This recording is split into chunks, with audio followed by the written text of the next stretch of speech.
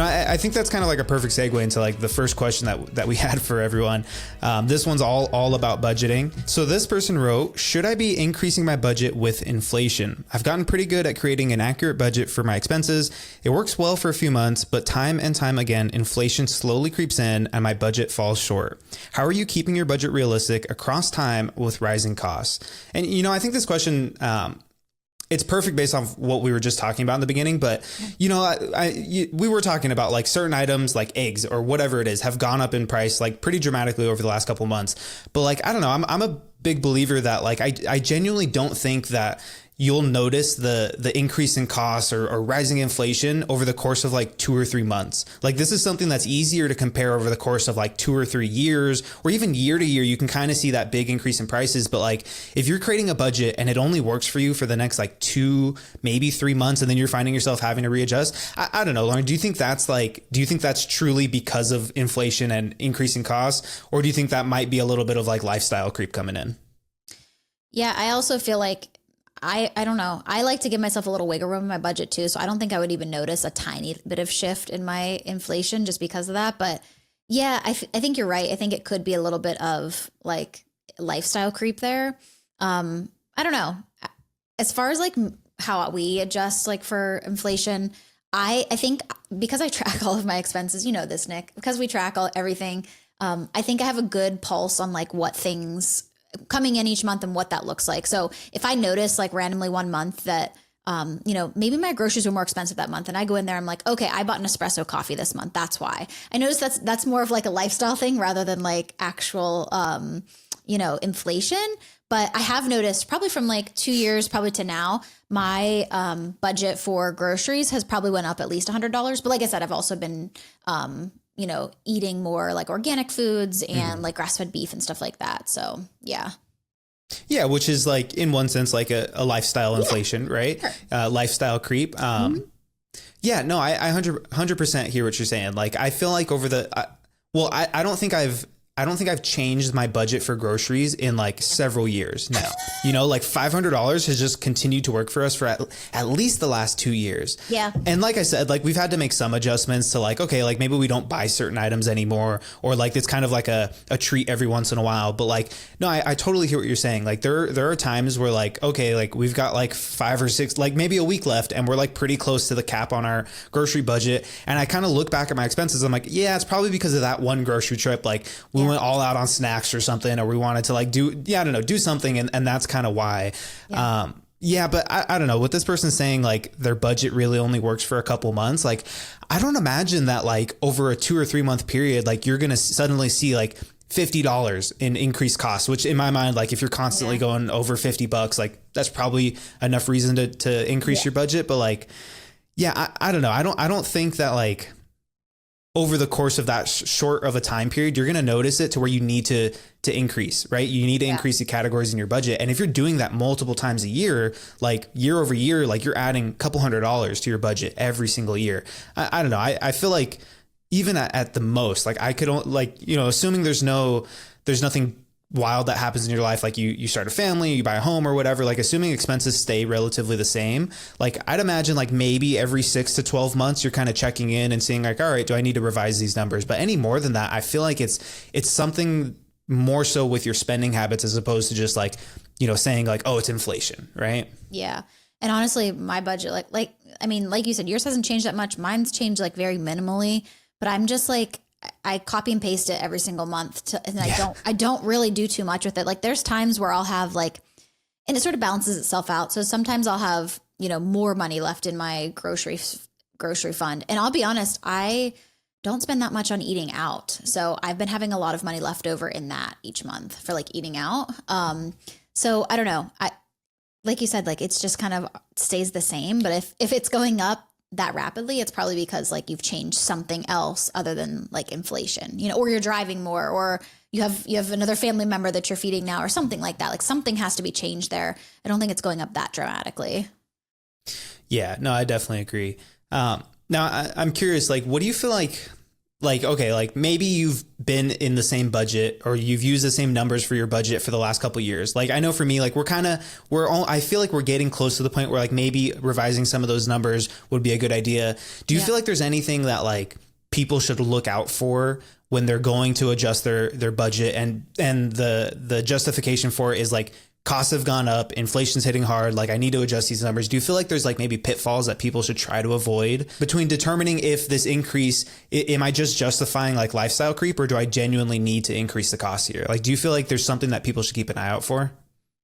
Well, I think that's going to depend on like your individual situation. So like for me, for example, like I wanted to increase mine so I could afford those organics and different types of, you know, pasture raised eggs and stuff like that.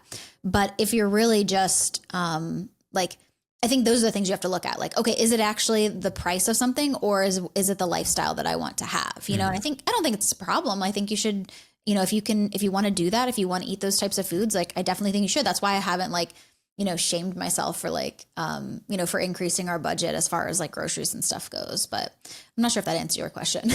No, I mean, that's good. Yeah, I feel like if someone's like constantly playing catch up and they feel like they need to adjust the numbers, like, well, like first question, like, are you actually tracking all of your expenses, right? Like, are you using the tools that you have to stay within budget? And then if you are, like, when's the last time you like reflected on your last few months of spending? You know, like if you're kind of just finding, oh yeah, at the end of every single month, like my budget's pretty tight. Like, okay, like have you actually looked at last month's budget or the last few months worth of budgets and seen like, what were the trips, the grocery trips, or like the periods of the month where like I spent a lot of money? Like maybe assessing that first before you decide like, oh yeah, I just need to increase my budget. It's because of inflation or whatever. And instead it might be because you need to, I don't know, maybe just practice a little bit more discipline with your spending, really make sure that you're staying on top of tracking things so that when you get close or rather, you know that like, okay, I need to make this money last for the rest of the month. And so if I'm halfway through the month and I've used like 80% of my budget for a certain category, like, you know, like it's probably the way you're spending money that you need to adjust a little bit, practice a little more discipline. And that's probably going to make it a little easier towards the end of the month, you know? Yeah, definitely.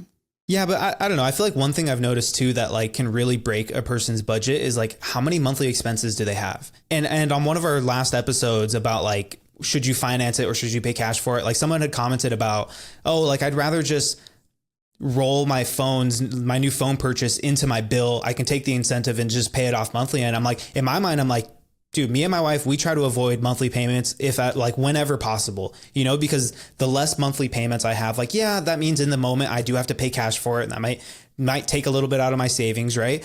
But month to month, like the less amount of monthly payments I can have, like the easier my budget is, the further that my income feels like it goes, right? And even down to like, okay, like I know if I want to max out my Roth IRA, it's going to take like $583 a month. But if in the beginning of the year, I can throw a couple $1,000s in there, like now my monthly bill for investing inside of my Roth IRA is significantly less per month, you know? So like finding ways to like lower your monthly costs. And if that means like trying to remove all the monthly payments out of your life, you know, I think that's one way that people can really make their budget a little easier. But I feel like too many people kind of get stuck in that world of like, oh, like I can afford the monthly payment for this item instead of saying like, can I actually afford the item itself, you know? Oh my gosh. Yeah. And I think back in that episode, I said that I came across a saying that was like, stop financing consumption. Like that just should be something that we just say no to. Like, I think it is so predatory. Some of these services that offer like, what's it? Klarna and like Pay Later. I forget the other ones, but, you know, even on like, you can use those services on like clothes, leggings. Yeah. Like, I'm sorry. You can't tell me that like, I mean, if we're using that stuff on like leggings, like I'm sure you have clothes that you can wear. We do not need to be financing every single thing we own. But yeah, I think the minute my life changed was when I realized like, when I don't owe anybody anything, that's when I have the most freedom, because it's like, there's nothing standing between me and like, you know, if I want to quit my job or, you know, whatever there is, or if I want to change careers and try something else, you know.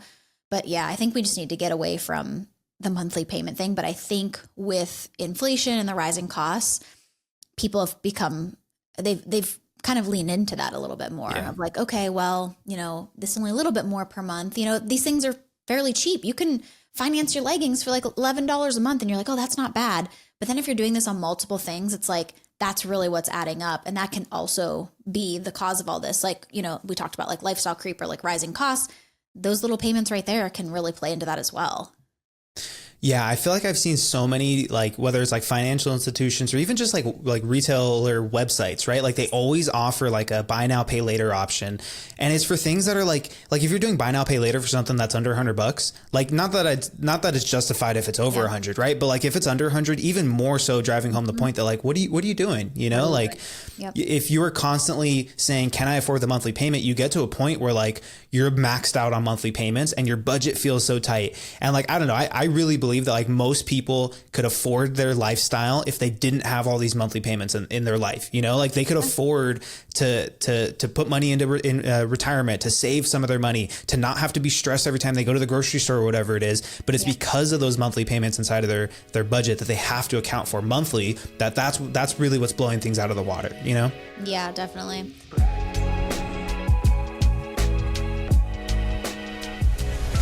The information, opinions, and recommendations provided on this podcast are for entertainment purposes only and do not constitute professional financial advice. Any financial decisions you make based on the content of this podcast are your responsibility. We strongly recommend consulting with a licensed financial advisor or other qualified professional before making any significant financial decisions. By listening to this podcast, you acknowledge that we are not liable for any financial outcomes.